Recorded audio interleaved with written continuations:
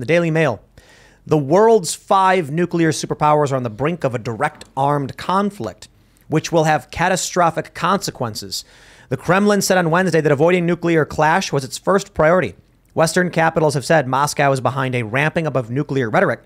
Russia said that it stood by a joint declaration for avoiding a nuclear war. I respect it.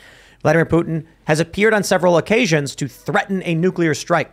There's even some reporting that Putin tried to launch a nuke but was sabotaged. By who? We don't know. Aliens? Perhaps. Perhaps not. But that's what at least one report said. So I'm wondering, Lord Miles, you're actually on the ground in Ukraine. Oh, yes. You've witnessed a lot of this stuff.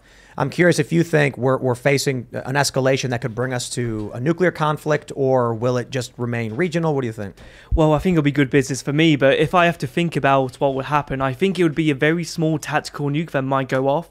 But at the same time, if you establish that a nuclear war can be done tactically, it will open up the floodgates, Pandora's box, and nukes will start flying. I feel like if the US sent a nuke in retaliation, it'll probably hit Twitter HQ before it hits Russia. But I do think it would happen. Putin is desperate right now. He wants this land. He's fantasized about it since the Soviet Union fell apart. And he's desperate because he realizes the whole country would turn against him. And with that much pressure on him right now, people don't think straight. What if there's a false flag?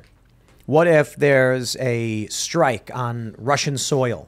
He could probably then rally popular support in Russia to do whatever he wants. Yeah, I wouldn't have put it past him because the US government would do this too. He might set off, he might do a false flag himself, cause a nuclear bomb to go off in some remote area of Siberia or whatever. Say it was some terrorists going on that have been sent from Ukraine, and then just everyone rallies behind him, and some other countries send extra troops. And I don't think Siberia. I think Moscow. You think? I mean, yeah, absolutely. Yeah, the Russians are known for just throwing away their men, like they're right, just exactly. soldiers. Exactly. They're the Zap Brannigan of international conflict. and Soviets, also the opposite, not the Russians. It was the Soviets that did that. Pretty much the same thing. I mean, no, Russia's its own beast, man. The Russian people are ancient. Well, and also there's a possibility that the opposite of this could happen. There could be a false flag by Ukraine or by Western powers inside of Ukraine, and they could blame Russia for it, and then also use that. Again, there's a lot of potentials for false flags. It's not just the United States or Russia or Ukraine that has the potential of launching them. It's also independent third parties, corporations, the military-industrial complex that has a lot to gain and win here. But this is an absolutely crazy, disastrous situation. The West is not trying to give any kind of easy way out for Vladimir Putin. Vladimir Putin has put himself in an extremely difficult situation. There's a lot of people being negatively affected by this inside of Ukraine right now. Their energy infrastructure has been targeted. They're facing a dark winter to the point where they're telling their refugees not to come back to the country because they won't know if they're going to have enough energy to heat the country. So this is a major problem. This is a humanitarian crisis. This is something that we need to deal with, that we need to de-escalate and come to a table where we could negotiate a peace deal. But the exact opposite of that is happening, and they're calling for more escalations, more war, more military contracts, which I think is absolutely stupid. I want to... Oh, what were you going to say, Miles? Oh, yeah. Well, thank you. We've got to realize why the war actually begun, and it's because Russia fears that NATO is moving closer and the corridor, the actual length of Europe is opening up for them so they can't defend their borders easier because it's so wide. If they move further down, it's narrower and they can easily defend that area, especially with the geographical boundaries. So if they did drop tactical nukes in a straight line down, they could claim part of Ukraine, but it also means NATO can't move in even further. And no army is going to send their people through a nuclear wasteland, right? They just straight up die from nuclear radiation poisoning and so on. So it could be the only way he secures the borders and the security of Russia in general against NATO. Man. I mean, a radioactive wall. Yeah, basically. I mean, that's what I think it was Douglas Arthur thought about with China to protect against North Korean aggression, right? Because China was supplying North Korea during the Korean War. He proposed West drop a line of nukes, and they said, no, that's crazy. But to be fair, it could work. It could That's work. Scary that it could work to stop humans from walking, maybe. But I don't know. It would just be insanity. Yeah. And you got the Russians working with the French on building a fusion reactor right now. That's so weird. They said that they want to avoid at all costs the nuclear war. I think the actual... What's the quote? Russia is strictly and consistently guided by the tenet that a nuclear war cannot be won and must never be fought. This is the Russian Foreign Ministry, according to NBC News. I mean, it could be won. It just means that the aftermath is you live in a bunker for a little while. Right, and that's not a winning. And then afterwards, a few hundred people try to rebuild society. It's like how even the poor in modern society are richer than the richest kings from 500 years ago. We're all winning. Yeah, it's important to note here that a lot of people escalating this conflict have nuclear bunkers. And they won't have to deal with the larger consequences of the larger problems of them escalating this conflict. Sorry, Ian, I cut you off. I wanted to clarify this statement about the Soviet Union and Russia and how they're different. It's kind of like if the Nazis had won World War II and created a new country or a new empire called the Third Reich, and Germany was part of the Third Reich.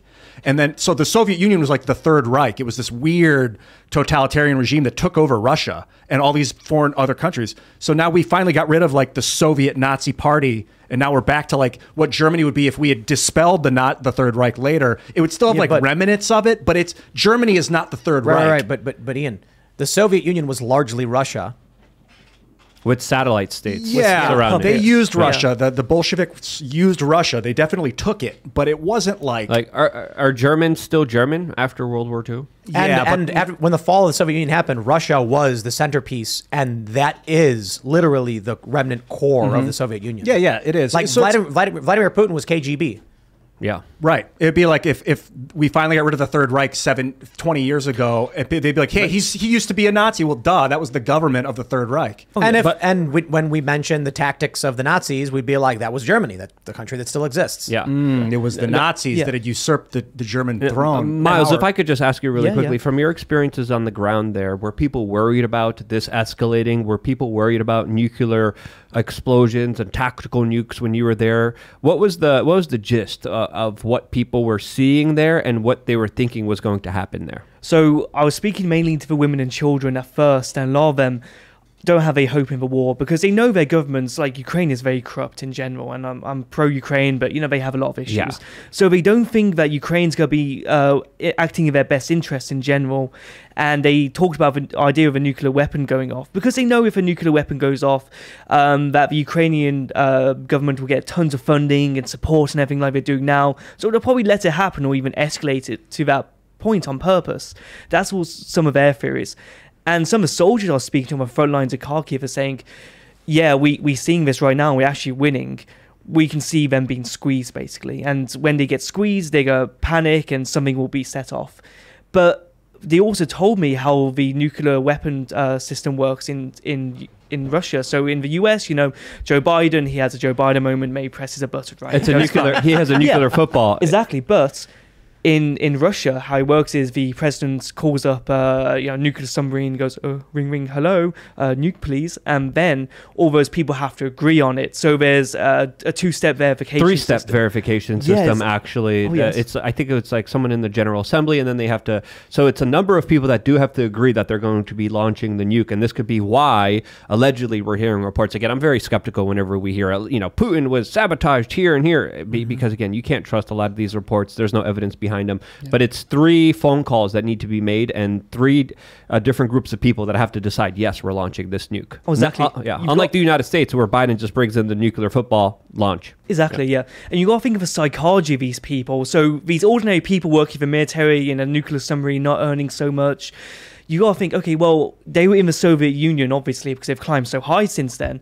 And those were the glory days where things were a lot better than they are now, right? And they had that national pride. They thought they were top of the world. They were a superpower at that point. And now they're probably demoralized and they're thinking, well, is it really worth launching a nuke? Do I really believe in my leader? Is our country still great right now? It's like America's problem as well. So I honestly think it might just stop. They might order a nuke and then they say, hell no, I don't want my women back home, my mother, my wife, my sister to get nuked by the opposite country because nuclear exchange. I think one thing we didn't consider about nuclear war is that by the time we would ever reach this level of crisis, our cultures would have decayed to the point where no one cares enough about each other for this to matter. So, even in Russia, they're experiencing cultural decay. Across Europe, it's cultural decay. In the United States, it's cultural decay. I'd imagine, in the 50s, people were much more like, America, woo, like as a nation, much more unified. Not anymore. I mean, Americans are at each other's throats. And it's not even just the left and the right. There's sub-factions of leftists fighting Democrats and libertarians arguing with conservatives. And to varying degrees, it's serious. I can't imagine that someone's going to be like, I have to do this to save my people. They're going to be like, what people? I want to be rich. You know? A lot of people have been dehumanized, and I think that's another aspect that we should understand here when it comes to this kind of proxy war that has people killing each other in the fields. There's a great movie that just came out on Netflix. What was it called? Everyone's talking about it right now. The World War I movie? World War I movie. Absolutely great movie, and it shows you the shocking horror of realities and how these politicians and these bureaucrats in their high towers that are literally deciding, you know what? Just go kill each other. Just go murder each other. And that is just... And the movie critiqued that very heavily. All Quiet on the Eastern Front, I think. On the Western Front. All Quiet on the Western Front. Definitely worth a watch to understand here, because the same footage that I saw in that movie, it's the same footage that I'm seeing when I'm trying to do my research on what's happening in Ukraine and watching the footage from the Russians and the Ukrainians. It's almost identical when it comes to... Because of the bombing, the trench warfare, the hand-to-hand combat that you sometimes see, the blood, the explosions. It's something that is absolutely uncomfortable, unnatural for humanity to deal with. This is why a lot of people have PTSD. This is why the human body isn't destined, isn't okay with killing another human being. But for some reason, when someone puts on a special costume and a uniform and tells someone else to do it, they do it. That is a stupid, asinine idea that is dehumanizing, that is absolutely stupid and backwards and needs to be challenged more than ever right now. Well, but I mean, there's too many people. Got to blow them up, right? That's what Bill Gates would said. And Barack Obama, I guess. Yeah, during COVID, right? Oof. You mentioned earlier that we're in a state of cultural decay. I'm starting to think it's not that, but more that we're in a state of cultural shock. Like the globe we're basically... All these cultures have come face to face with each other now. We have communism in the United States. We've got American republicanism in Iran. We have people doing like the Arab Spring. People are like, hell no, I want to be a republic. And so we've got like, it's this like, and it is demoralizing shock in a lot of ways. But it's just like the paddles have just shocked it's a new organism, cultural organism. It can be a little harsh, but it's like thinking that way has it. So I'm not so upset about the communism in American schools and in American politics. Like it's a natural part of the cultures coming face to face. This is just part of it. And it's up to us to stay positive, to have morale high so that our culture comes out on top. Thanks for checking out this segment from the Timcast IRL podcast. But if you want to check out the full show live, tune in Monday through Friday at 8 p.m. And if you want more special access content, head over to timcast.com and become a member. Your membership helps sustain this company, keep our journalists employed, makes this show happen, and you will get access to exclusive members-only segments of the Timcast IRL podcast, and there's a massive library to check out. So again, go to timcast.com or tune in Monday through Friday at 8 p.m., and we'll see you all there.